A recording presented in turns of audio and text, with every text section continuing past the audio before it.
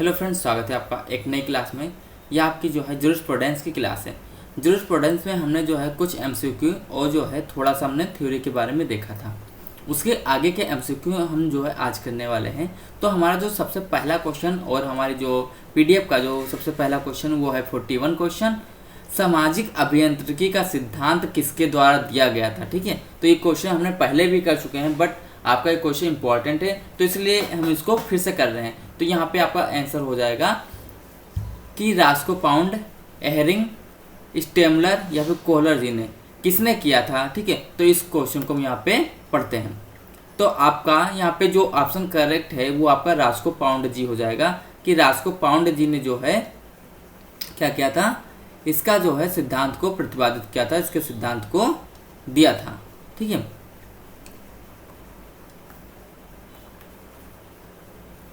अगला आपका क्वेश्चन है ऐतिहासिक विचारधारा में डार्विन किसे कहा जाता है। ठीक है, ऐतिहासिक विचारधारा में डार्विन किसे कहा जाता है। ठीक है, तो डार्विन किसे कहा जाता है, तो ऐतिहासिक विचारधारा में डार्विन के ऑप्शन आपके बात करेंगे तो हेनरी मैन, ह्यूगो, सेवनी और ऑस्टिन है। ठीक है, तो यहाँ पे आपके जो चार ऑप्शन हैं तो इसमें से आपका करेक्ट आंसर जो होने वाला है वो आपका करेक्ट आंसर यहाँ पे सेवनी जी है। सेवनी जी को जो है ऐतिहासिक विचारधारा में डार्विन कहा जाता है। ठीक है, ऐतिहासिक विचारधारा में डार्विन कहा जाता है। अब ऐतिहासिक विचारधारा क्या होती है इसके बारे में थोड़ा यहाँ पे हम लोग बात करेंगे। ऐतिहासिक विचारधारा के बारे में हम लोग थोड़ा सा डिस्कस करेंगे। तो आपने यहाँ पे जाना कि सबसे पहले ऐतिहासिक विचारधारा में डार्विन किसे कहा जाता है, तो सेवनी जी को जो है कहा जाता है। ठीक, अब यहाँ पे ऐतिहासिक विचारधारा की अगर दो तीन पॉइंटों की हम और बात करेंगे तो वहाँ पे आपके पॉइंट जो निकल के आ रहे हैं वो क्या निकल के आ रहे हैं, उनका सिंपल सा चीज़ अगर जो हम देखें तो हमारे जो स्कूल हैं, स्कूल इन द सेंस जो हमारे स्रोत हैं, जो हमारे स्कूल हैं, ठीक है, तो उसमें हमारा एक आपका ऐतिहासिक विचारधारा है। दूसरा क्या है आपका जो है ऐतिहासिक हो गया, प्राकृतिक विचारधारा है। ठीक है, ऐसे आपकी जो विचारधारा है जूरिस्प्रूडेंस में। ठीक है, अब विचारधारा है तो विचारधारा से कुछ ना कुछ तो अपना आपका पॉइंट निकलता ही होगा। तो आपका जो विचारधारा है तो उन पॉइंटों से आपका जो 6 यहाँ पे विचारधारा है तो 6, 5, 6, 7 ऐसे आपकी मतलब 6 या फिर 7 ऐसे विचारधाराएं, मैं यहाँ पे थोड़ा कंफ्यूजन में हूँ। ठीक है, क्योंकि सिलेबस में आपका जो है केवल 6 विचारधारा दिया हुई है और यहाँ के अगर बात करते हैं जूरिस्प्रूडेंस में तो वहाँ पे और भी आपकी विचारधारा हैं। ठीक है, तो इसमें सिलेबस की अगर जो ऐतिहासिक विचारधारा पे हम लोग जो है जाएंगे तो उसमें जो क्या हो जाएगा, तो उसमें आपका सिंपल सा चीज़ जो है ये आपका 18वीं शताब्दी से स्टार्ट हुआ। कहाँ से स्टार्ट हुआ, 18वीं शताब्दी से स्टार्ट हुआ। ठीक है, और अगर इसमें हम बात देखेंगे तो इसके फाउंडर कौन थे, इसके फाउंडर आपके सेवनी जी ही थे। ठीक है, ऐतिहासिक विचारधारा के फाउंडर कौन थे, आपके सेवनी थे। सेवनी जी को जो है डार्विन कहा जाता है। यह 19वीं शताब्दी में स्टार्ट हुआ। ठीक है, 18वीं शताब्दी में स्टार्ट हुआ और इसका क्लासिफिकेशन अगर जो इसको बात करते हैं तो इनके जो तत्व है वो राजनीतिक तत्व और आपका तकनीकी तत्व में इसका क्लासिफिकेशन है। राजनीतिक तत्व एवं तकनीकी तत्व। ठीक है, यहाँ पे थोड़ा ये दिक्कत कर रहा है, आपको जो है ब्लर आएगा वहाँ पे। ठीक है, अगला आपका पॉइंट है किसने सजीव विधि का सिद्धांत दिया है। अब सजीव विधि क्या होती है, जिसमें मतलब जो है दो चीज़ें आपकी हो सकती हैं, सजीव और निर्जीव, लेकिन यहाँ पे सजीव वाला दूसरी चीज़ें हैं। ठीक है, इसको यहाँ पे समझते हैं। सजीव विधि का सिद्धांत आपका जो किसने दिया है वो आपका एहरिंग जो है थे, इन्होंने आपका सिद्धांत दिया है। अगला आपका पॉइंट है किसने मूल मानक का सिद्धांत दिया है। मूल मानक का सिद्धांत आपका जो है किसने दिया है, तो आपका यह सिद्धांत केल्सन जी ने दिया है। मूल मानक का सिद्धांत केल्सन जी ने दिया है। ठीक है, अगला आपका क्वेश्चन एनिशिएंट लॉ पुस्तक के लेखक कौन है। एनिशिएंट लॉ पुस्तक के लेखक आपके कौन है, यहाँ पे करेक्ट आंसर आपका हेनरी मैन हो जाएगा। ये आपके करेक्ट आंसर हो जाएगा। ठीक है, अगला आपका पॉइंट प्राकृतिक विधि का विचार सबसे पहले आया, कहाँ आया, इंग्लिश विधि से आया या फिर आपका रोमन विधि से आया, अमेरिकन विधि से आया या फिर उपरोक्त में से कोई नहीं। ठीक है, तो प्राकृतिक विधि आपका जो है नेचुरल लॉ है। ठीक है, अब नेचुरल लॉ में जो है सारी चीज़ों को यहाँ पे देखा जाता है। तो नेचुरल लॉ आपका जो है, अगर जो बात करोगे ना, तो ये आदर्शों पे डिपेंड होती है। ठीक है, अब आदर्शों पे डिपेंड होती है, और ये विधि जो आपकी आई है ये कहाँ से, रोमन विधि से आई है। अगला पॉइंट, सामाजिक समयिकता का सिद्धांत किसने दिया? सामाजिक समयिकता का सिद्धांत आपका ड्यूगेट जी ने दिया था। ठीक है, अगला पॉइंट, कौन सा सिद्धांत विवेना विचारधारा के नाम से जाना जाता है? तो यह जो है ऑप्शन आपका जो हो जाएगा यहाँ पे आपका विधि का विशुद्ध सिद्धांत जो है वेना सिद्धांत के नाम से जाना जाता है। ठीक है, अगला आपका पॉइंट, किस विचारधारा में मानवाधिकार की अवधारणा को जन्म दिया है? कौन सी ऐसी विचारधारा है जो मानवाधिकार की विचारधारा अवधारणा को जन्म दिया है? प्राकृतिक विचारधारा, ऐतिहासिक, सामाजिक या फिर विश्लेषणात्मक। ठीक है, तो यहाँ पे आपका प्राकृतिक हो जाएगा, क्योंकि मानवाधिकार जो आपके लगभग जो आदर्शों से मिलता जुलता चीजें है। ठीक है, तो यहाँ पे अगर जो आप गेस करोगे तो भी आप कर सकते हो। अगला आपका क्वेश्चन, विधिक व्यवस्था मानकों का पिरामिड है, या किसने बोला? पिरामिड क्या होता है? पिरामिड आपका ऐसे जो है त्रिभुजाकार में होता है। ठीक है, इसको पिरामिड बोलते हैं। तो विधिक व्यवस्था मानकों का जो है पिरामिड है, यह कथन किसने बोला था? तो यह कथन आपका केल्सन जी ने बोला था। ठीक है, केल्सन जी के बारे में हम 2-3 चीजें और देखते हैं जो आपकी इंपॉर्टेंट हैं। केल्सन जी के बारे में 2-3 चीजें इंपॉर्टेंट हैं। ये आपका जो क्या है, ये पिरामिड इसने बोला था, और इनका जो है ऐतिहासिक विचारधारा में भी महत्वपूर्ण योगदान रहा है। अगला आपका पॉइंट, प्रकृति ने व्यक्ति को सुख एवं दुख के साम्राज्य है। प्रकृति ने व्यक्ति को सुख एवं दुख के समान साम्राज्य है, या किसने कहा है? यह कथन किसने दिया है? तो यह कथन आपका किसने दिया है? बेंथम जी ने आपका यह कथन दिया है। अब बेंथम जी कौन थे? ठीक है, तो बेंथम जी आपका जूरिस्प्रूडेंस सब्जेक्ट जो पूरा है, जूरिस्प्रूडेंस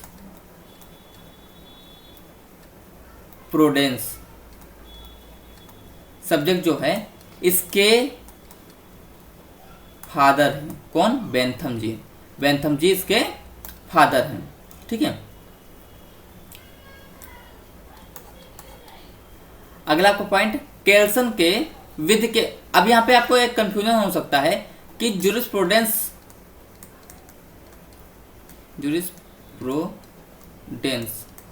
के फादर जो हैं वो आपके बेंथम जी हैं। ठीक है, और अंग्रेजी विधि के जो फादर हैं वो आपके कौन हैं? वो आपका ऑस्टिन जी हैं। ठीक है, तो यहाँ पे आपको कंफ्यूजन ना हो, इसलिए आप थोड़ा यहाँ पे याद रखना। ठीक है, अगर जो यहाँ पे आपको दिख नहीं रहा है तो कोई बात नहीं, आप मेरी आवाज़ सुन पा रहे होंगे, आप नोट्स करके जो है चल सकते हैं, नोट कर सकते हैं। अगला आपका पॉइंट है, केल्सन के विधि के विशुद्ध सिद्धांत की विशुद्धता आधारित है कि केल्सन क्या, यहाँ पे ऑप्शन आपका क्या हो जाएगा? ऑप्शन यहाँ पे करेक्ट जो हो जाएगा वो आपका ऑप्शन आपका सी, विधि का इतिहास धर्म, राजनीतिक और नीति शास्त्र से अलग करता है। ये आपका करेक्ट आंसर हो जाएगा। अगला आपका पॉइंट,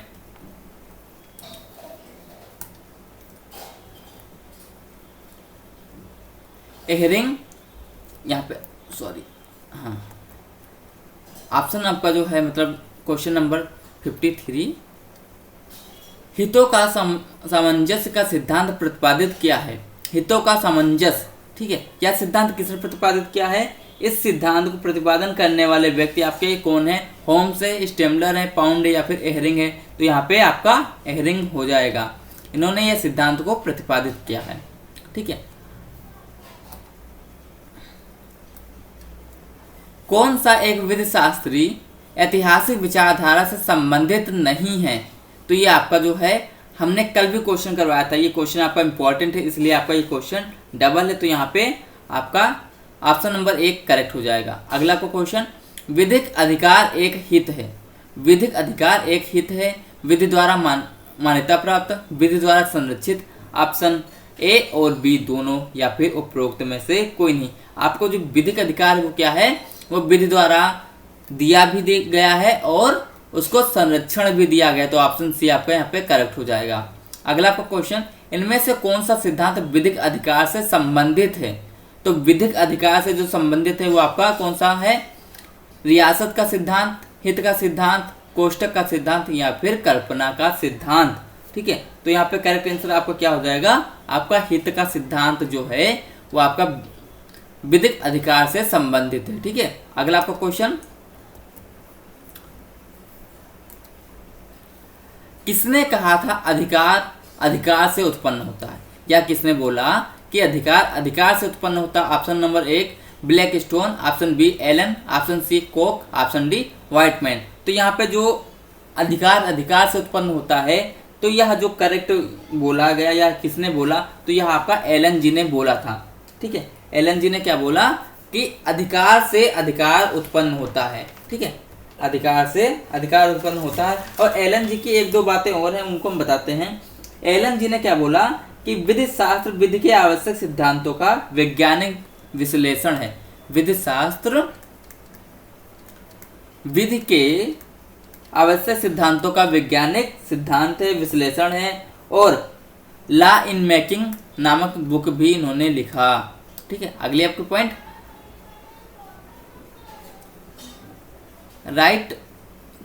राइटाइन रेम निम्नलिखित में से किसके विरुद्ध प्राप्त है? ठीक है, तो सर्वबंधी अधिकार आपका किसके विरुद्ध प्राप्त होता है? तो ऑप्शन नंबर 1 पुलिस की क्रूरता, ऑप्शन बी एक व्यक्ति के विरुद्ध, ऑप्शन सी प्रत्येक व्यक्ति के विरुद्ध, ऑप्शन डी सरकार। तो यहाँ पे आपका करेक्ट जो आंसर हो जाएगा वो आपका ऑप्शन सी हो जाएगा, प्रत्येक व्यक्ति के विरुद्ध।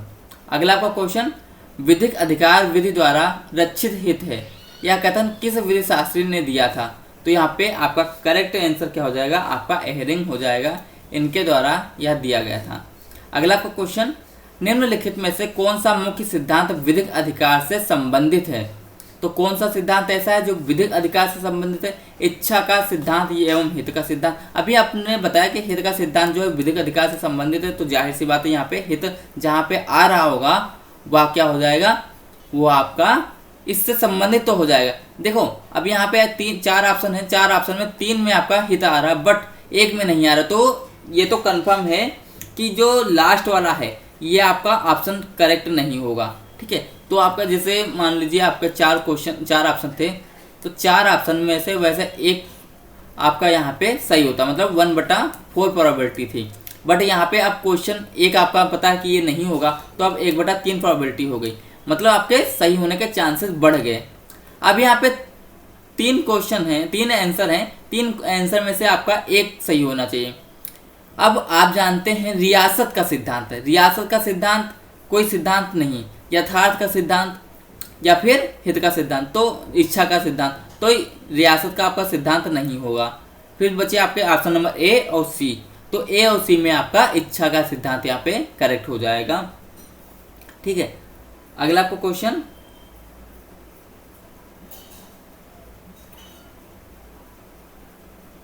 वन मिनट,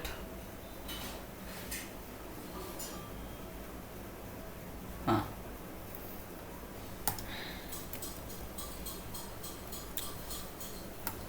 ये आपका क्वेश्चन है, मैक्सिम एक्शन नॉन फेसिट रिम नीसमेंट सिट रिया को किसके लिए शर्त माना जाता है? ये जो आपकी शर्त है ये किसके लिए माना जाता है? सिविल दायित्व के लिए, दंडात्मक दायित्व के लिए, उपचारात्मक दायित्व के लिए या फिर उपरोक्त में से कोई नहीं। तो यहाँ पे करेक्ट आंसर आपका दंडात्मक दायित्व हो जाएगा। ठीक है, अगला आपको पॉइंट, यहाँ पे आपका क्वेश्चन मिस है थोड़ा। ठीक है, कब्जे की अवधारणा ने महत्वपूर्ण तथ्यों में से एक है, यह जो है इसका क्या अर्थ है? ठीक है,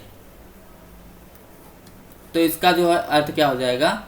कब्जे की अवधारणा में तत्वों में से एक है, वस्तु पर सीमा, सॉरी यहाँ पे ये क्वेश्चन आपका ये होगा, मैं आपको बताता हूँ, ये आपका यहाँ पे क्वेश्चन नहीं, आपका पंजनेसिस का अर्थ क्या होता है? यहाँ पे ये क्वेश्चन आपका हो जाएगा वस्तु का प्रभावी नियंत्रण हो जाएगा। ठीक है, अगला आपको क्वेश्चन, भारत और इंग्लैंड में विधि का शासन किस संकल्पना एवं यूएसए में प्रक्रिया अनिवार्य रूप से किस पर आधारित है? तो यह किस पर आधारित है? ये आपका नैसर्गिक विधि दर्शन पर आधारित है। अगला आपको क्वेश्चन, ऐतिहासिक विधि शास्त्र शाखा के संस्थापक के रूप में कौन जाना जाता है? ठीक है, ऐतिहासिक विधि शास्त्र शाखा के संस्थापक के रूप में कौन जाना जाता है? तो ऐतिहासिक में आपका कौन हो जाएगा करेक्ट? इतिहास जो बनाने वाले हैं वो आपका हो जाएगा आपका सेवनीज हो जाएगा। ठीक है, ऑप्शन नंबर ए। अगला आपका क्वेश्चन जो हो जाएगा, निम्नलिखित में से कौन सा प्राकृतिक विधि नहीं है? तो प्राकृतिक विधि कौन सी नहीं है? तो यहाँ पे आपका करेक्ट आंसर क्या हो जाएगा? सजीव विधि आपकी प्राकृतिक विधि नहीं है। अगला आपका क्वेश्चन, ऑस्टिन की विधि द प्रिवेंस ऑफ जूरिस्प्रूडेंस डिटरमाइंड है। ऑस्टिन की पुस्तक ये जो है डिटरमाइंड है, तो ये क्या है? आत्मकथा है, लंदन विश्वविद्यालय में दिया गया व्याख्यान है, संसदीय सरकार पर ग्रे के निबंध का उत्तर है, या फिर क्या है? तो यहाँ पे आपका लंदन में दिया गया व्याख्यान है। क्वेश्चन नंबर आपका 73, समाजशास्त्री स्कूल कार्य की प्रतिक्रिया थी। समाजशास्त्री स्कूल कार्य की प्रतिक्रिया थी, तो यहाँ पे करेक्ट आंसर आपका क्या हो जाएगा? आपका प्रमाणवाद के विरुद्ध वो प्रतिक्रिया थी। प्रमाणवाद के विरुद्ध प्रतिक्रिया कौन सी थी? समाजशास्त्री स्कूल कार्य की प्रतिक्रिया थी। अगला आपका क्वेश्चन जो है 74 का जो करेक्ट आंसर हो जाएगा वो आपका क्या हो जाएगा? वो आपका यहाँ पे ऑप्शन नंबर बी, मस्जिद शाहगंज बनाम शिरोमणि गुरुद्वारा प्रबंधक समिति हो जाएगा। इनका केस हुआ था, कौन सा केस हुआ था? प्रीवी काउंसिल ने किस मामले में अभिनिर्धारित किया था कि मस्जिद ना तो वाद दायर कर सकती है, मस्जिद ना तो वाद दायर कर सकती है और ना ही इसके विरुद्ध वाद दायर किया जा सकता है, क्योंकि विधि की दृष्टि में वह कृत्रिम व्यक्ति नहीं है। मस्जिद जो है, मस्जिद या फिर मंदिर या फिर जो भी चीजें हैं, ये वाद दायर नहीं कर सकती हैं। वाद कौन दायर कर सकता है? व्यक्ति दायर कर सकता है, या फिर कृत्रिम व्यक्ति दायर कर सकता है। ठीक है, या फिर विधिक व्यक्ति दायर कर सकता है, और इसके विरुद्ध भी आपका वाद नहीं दायर हो सकता। यह आपका कौन सा क्वेश्चन का है? यह आपका ऑप्शन आपका बी यहाँ पे करेक्ट हो जाएगा। ठीक है, अगला आपका क्वेश्चन,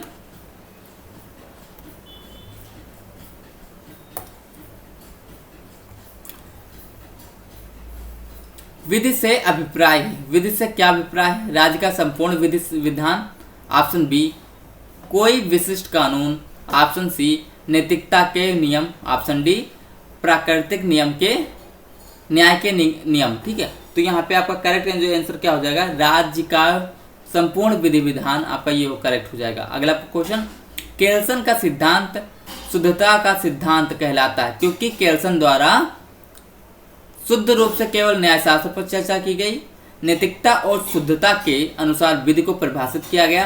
तो यहाँ पे जो केल्सन ने जो किया था वो क्या किया था? विधि को धर्म, नैतिकता और समाजशास्त्र और इतिहास में पृथक रखा था। ठीक है, तो यहाँ पे ऑप्शन नंबर सी आपका करेक्ट हो जाएगा। आधुनिक राज्य में विधि का सबसे अच्छा स्रोत कौन सा है?